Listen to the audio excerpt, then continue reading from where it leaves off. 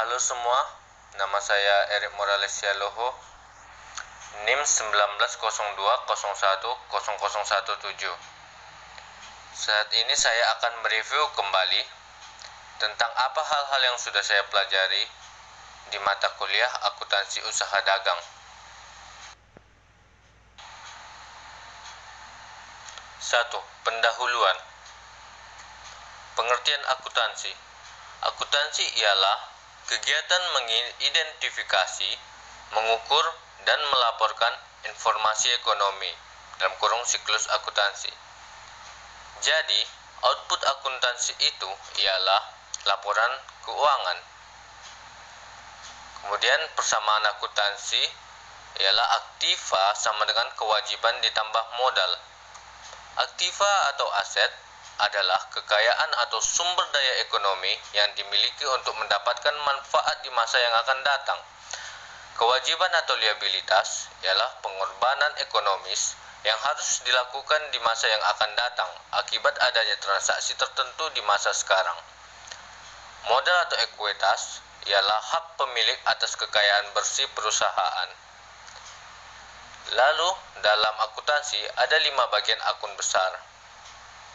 1. Aktiva, 2. Utang, 3. Modal, 4. Pendapatan, 5. Beban biaya.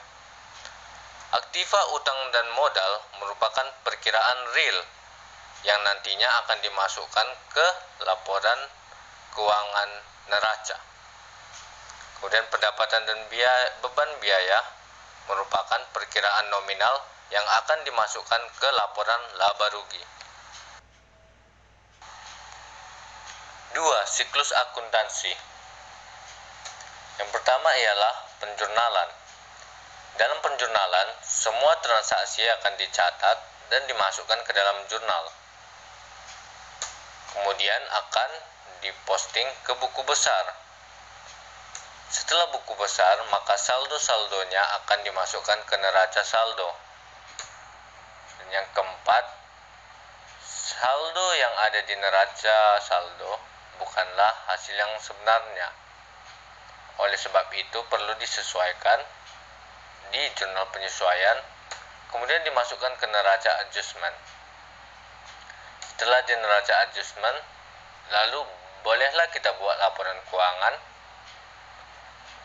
untuk memberitahu kinerja perusahaan.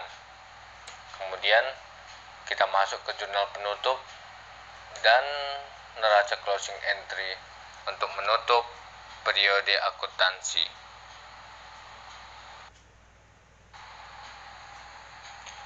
3. Akuntansi usaha dagang. Perusahaan dagang ialah perusahaan yang melakukan kegiatan usaha dengan membeli barang dagangan untuk dijual kembali. Barang dagangan yang masuk dan keluar akan dicatat dalam kartu persediaan. Ada 3 metode penilaian yang dapat digunakan, yaitu metode FIFO, first in first out, LIFO, last in first out, dan average atau metode rata-rata. Metode pencatatan ada 2, yaitu metode perpetual dan metode periodik.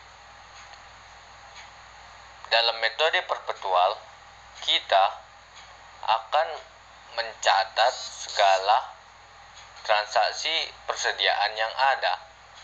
Dan pada metode periodik, kita hanya melihat persediaan awal dan persediaan akhir pada suatu periode akuntansi.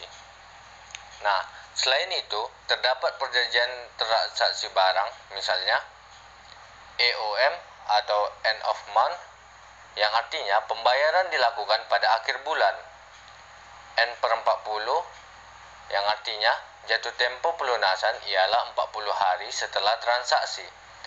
2/15, yang artinya mendapat diskon 2% apabila melunasi sebelum tanggal 15.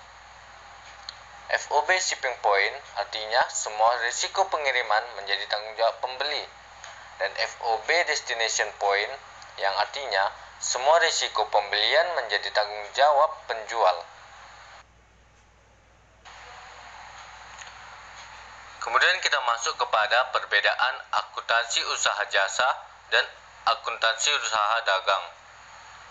Yang pertama, akuntansi usaha jasa memiliki satu jurnal saja yang dinamakan jurnal umum. Jurnal umum mencatat setiap transaksi yang ada. Sedangkan pada akuntansi usaha dagang memiliki banyak jurnal yang disebut jurnal khusus, seperti jurnal penjualan yang mencatat penjualan kredit, jurnal pembelian yang mencatat pembelian kredit, jurnal kas masuk mencatat transaksi yang berhubungan dengan kas masuk, jurnal kas keluar mencatat transaksi yang berhubungan dengan kas keluar, dan yang kelima, jurnal gabungan untuk mencatat transaksi yang tidak dapat dicatat oleh jurnal lain. Kemudian kita dapat menambahkan jurnal-jurnal lain seperti jurnal bank dan sebagainya. Yang kedua, akuntansi usaha jasa memiliki satu buku besar saja, yaitu buku besar utama. Sementara akuntansi usaha dagang memiliki buku besar utama dan buku besar pembantu.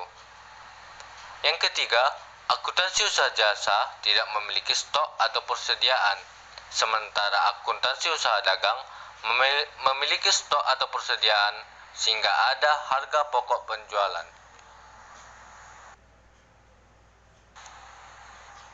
5. Penjurnalan. Pada tahap penjurnalan, semua transaksi yang ada akan dicatat dalam jurnal. Jurnal pada perusahaan dagang disebut jurnal khusus. Berikut contoh jurnal khusus. 1. Jurnal penjualan yang digunakan untuk mencatat kegiatan transaksi penjualan secara kredit. Pada tabel jurnal penjualan terdapat kolom tanggal, kolom nomor faktur, kolom keterangan, kolom syarat pembayaran, dan kolom referensi. Sementara itu, pada sisi debitnya terdapat piutang dagang dan sisi kreditnya terdapat penjualan. Kemudian kedua, jurnal pembelian yang digunakan untuk mencatat kegiatan transaksi pembelian secara kredit.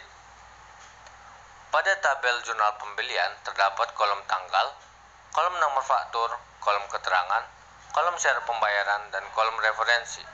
Pada sisi debit terdapat akun pembelian, dan pada sisi kredit terdapat akun utang dagang. Nah, bila pembelian stok maka dimasukkan ke akun pembelian. Namun, bila kita membeli aset, maka kita akan menuliskan nama aset tersebut dalam kolom akun.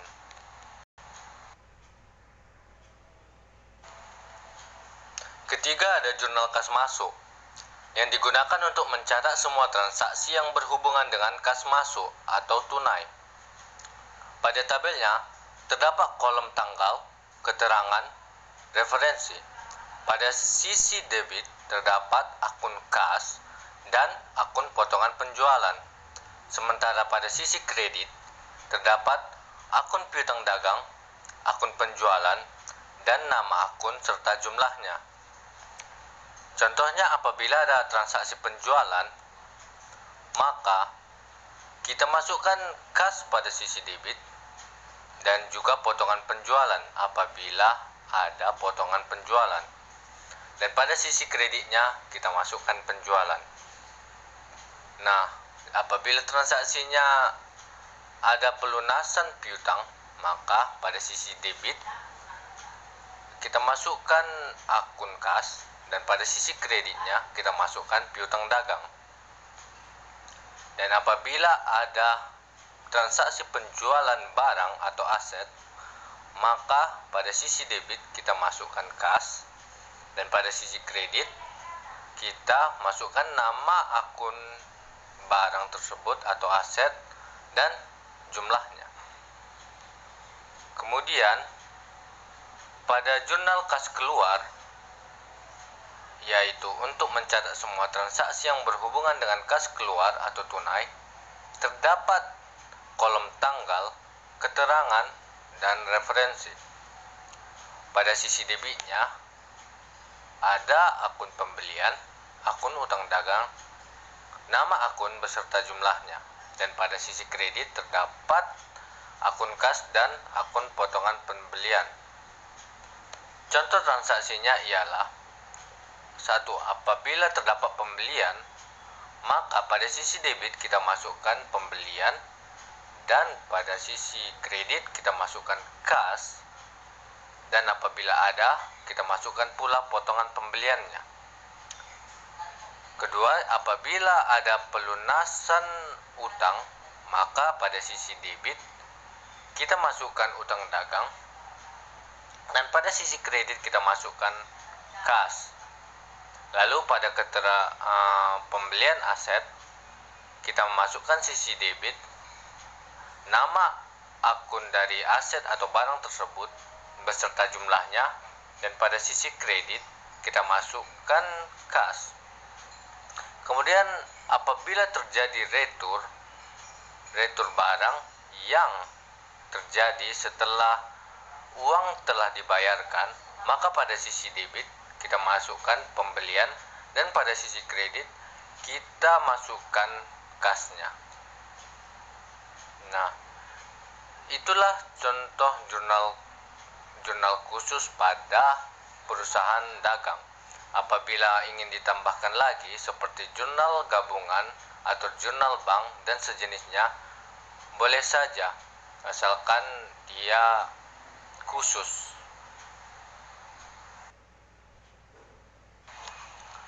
Setelah kegiatan penjurnalan selesai, maka kita masuk ke buku besar. Buku besar digunakan untuk kegiatan posting. Posting ialah kegiatan memindahkan data dari jurnal ke perkiraan akun buku besar. Berikut tampilannya. Pada buku besar terdapat judul dan nomor akun. Dan pada tabelnya terdapat kolom tanggal, keterangan, referensi, sisi debit dan sisi kredit, serta saldo debit dan saldo kredit. Setelah kegiatan posting, maka kita dapatkanlah saldo setiap akun. Neraca saldo merupakan saldo-saldo yang berasal dari buku besar. Nilai neraca saldo merupakan nilai sementara yang belum disesuaikan. Nah, berikut tampilan tabelnya. Terdapat nomor akun, nama akun, sisi debit dan sisi kredit. Kemudian kita lanjut ke nomor 8, penyesuaian. Pada penyesuaian dilakukan dalam jurnal penyesuaian. Kita melakukan penyesuaian karena pada neraca saldo-saldonya tidak menunjukkan keadaan yang sebenarnya. Oleh sebab itu, maka perlu disesuaikan. Beberapa yang harus disesuaikan adalah A. Beban yang masih harus dibayar. Contohnya beban gaji pada kas. B. Beban dibayar di muka. Contohnya asuransi dibayar di muka pada beban asuransi. C. Pendapatan masih harus diterima. Contohnya seperti piutang bunga pada pendapatan bunga. D. Pendapatan diterima di muka. Contohnya seperti pendapatan sewa pada sewa diterima di muka. E. Penyusutan aktiva tetap. Contohnya penyusutan gedung pada akumulasi penyusutan gedung. Setelah disesuaikan dalam jurnal penyesuaian, maka saldo tersebut diposting ke buku besar lagi dan dimasukkan ke dalam neraca adjustment. Setelah saldo-saldo disesuaikan dan telah menunjukkan keadaan yang sebenarnya, barulah kita dapat membuat laporan keuangan. Laporan keuangan yang pertama ialah laporan laba rugi. Laporan laba rugi merupakan laporan yang menunjukkan kinerja perusahaan, laba atau rugi. Dalam laporan laba rugi, perusahaan dagang terdapat harga pokok penjualan. Berikut tampilannya. Nah, bagian ini merupakan sisi penjualan. Kemudian bagian berikutnya merupakan bagian harga pokok penjualan yang dapat dicari dengan persediaan awal tambah pembelian dikurang persediaan akhir. Dan dari penjualan kurang HPP didapatilah laba atau rugi kotor. Kemudian kita memasukkan beban atau biaya agar didapatilah laba atau rugi bersih.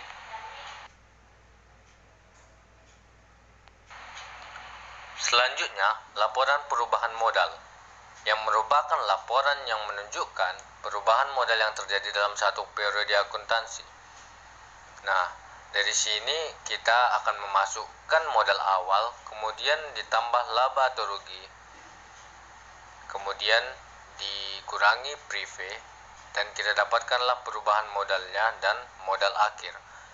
Selanjutnya neraca. Neraca merupakan laporan yang menunjukkan posisi keuangan perusahaan dalam suatu periode akuntansi. Berikut tampilannya.